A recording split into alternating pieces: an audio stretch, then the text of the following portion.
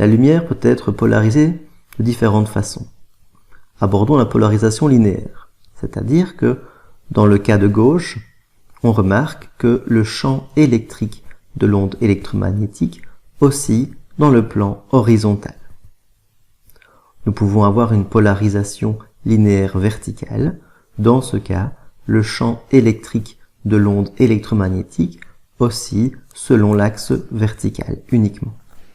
Nous pouvons également polariser la lumière de façon circulaire, c'est-à-dire que dans ce cas, le champ électrique va tourner autour de l'axe de propagation, donnant ainsi à chaque instant une onde polarisée circulairement.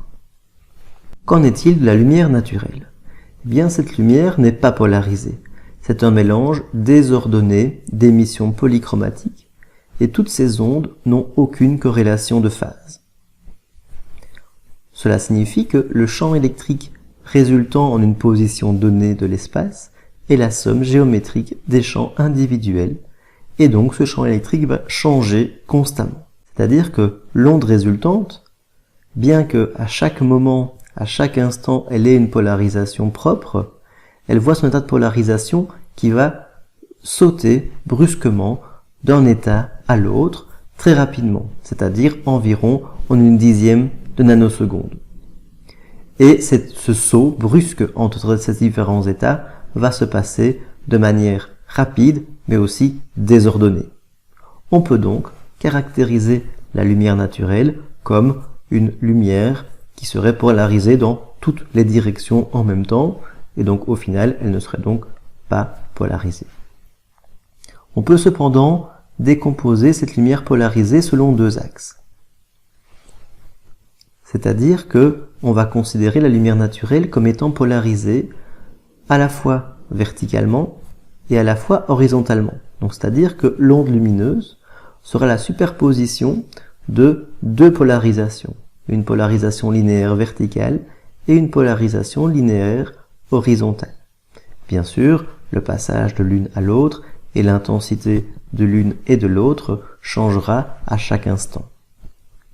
On peut donc considérer que chacune des deux polarisations va transporter la moitié de l'intensité de l'onde résultante. Observons ici la schématisation, c'est-à-dire que nous avons une lumière naturelle, non polarisée, qui se dirige vers nous en sortant de l'écran.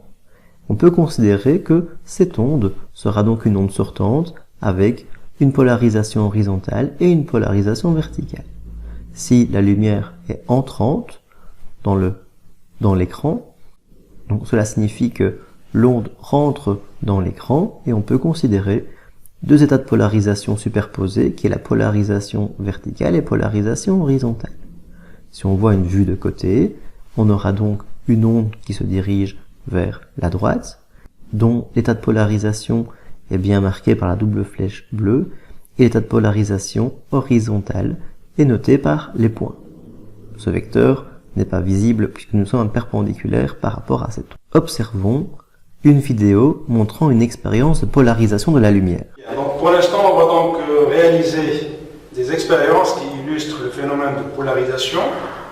Alors, pour réaliser ces expériences, on aura besoin d'une source de lumière non polarisée, source conventionnelle.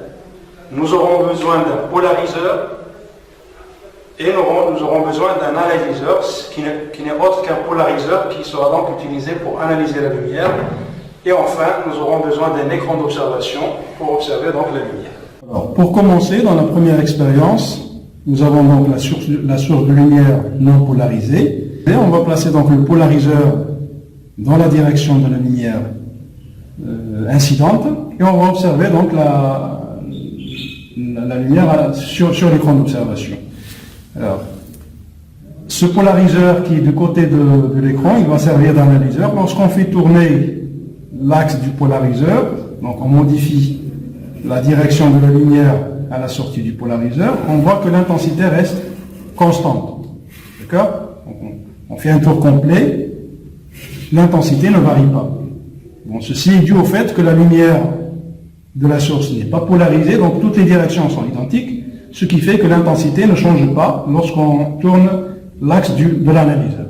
Dans la deuxième expérience, on va utiliser ce polariseur pour obtenir une lumière polarisée à la sortie, et on va placer un deuxième polariseur du côté de l'écran qui va servir d'analyseur pour analyser donc la lumière polarisée transmise à travers le premier polariseur. Voilà. Donc l'axe du polariseur indique la direction de polarisation, ça veut dire que la lumière issue de la source, lorsqu'elle va traverser le polariseur, elle sera polarisée dans la direction verticale. C'est bon? Bon, on va placer un analyseur pour analyser cette lumière qui est polarisée rectiligne dans la direction verticale. Et on va remarquer que lorsqu'on va tourner la direction de l'axe de l'analyseur, l'intensité change. Ok? Voilà. Elle passe par un minimum qui est nul. Hein? Et ainsi de suite.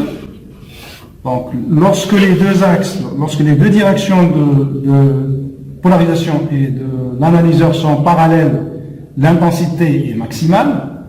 Et lorsque les deux axes sont croisés, l'intensité est minimale, elle est nulle.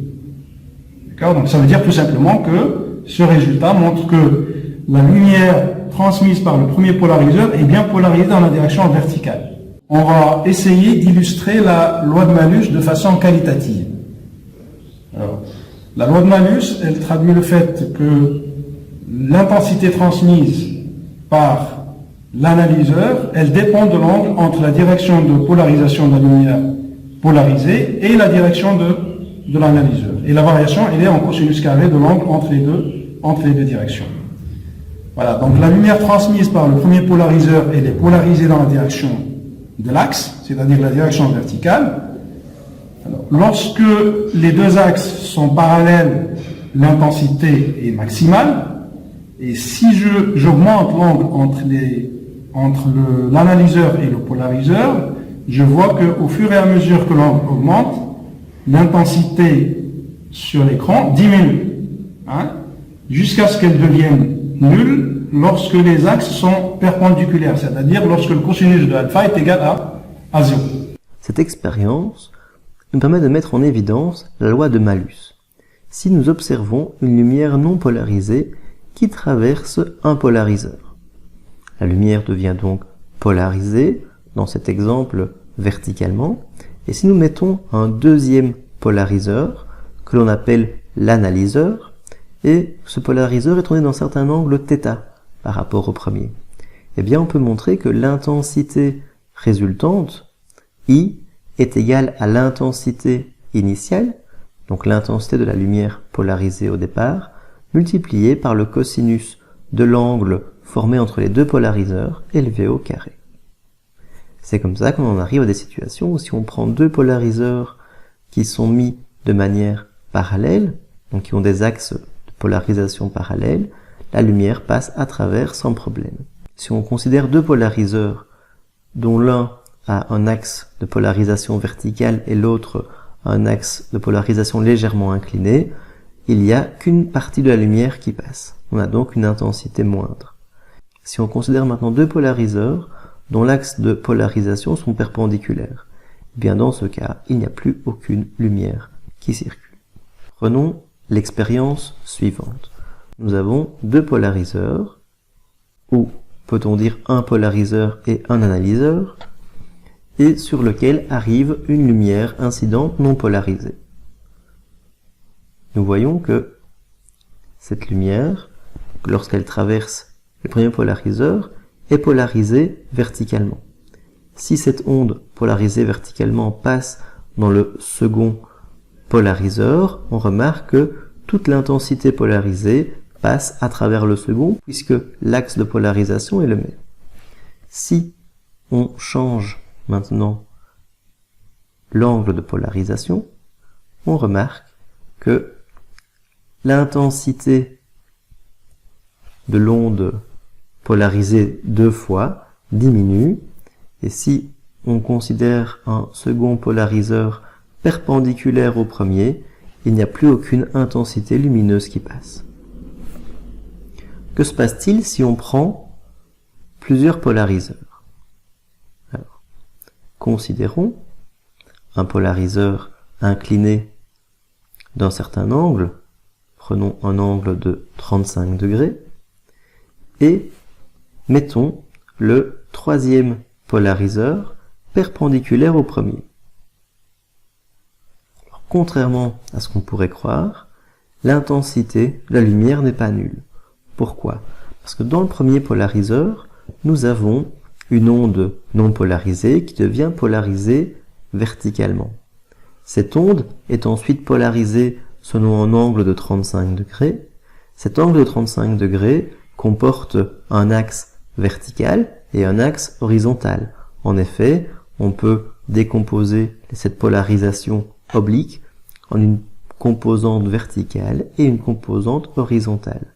C'est pourquoi, dans le cas du troisième polariseur, on a une intensité lumineuse qui passe, puisque seule la composante horizontale peut circuler, donc l'intensité n'est pas nulle, puisque la polarisation précédente contient une polarisation selon l'axe horizontal.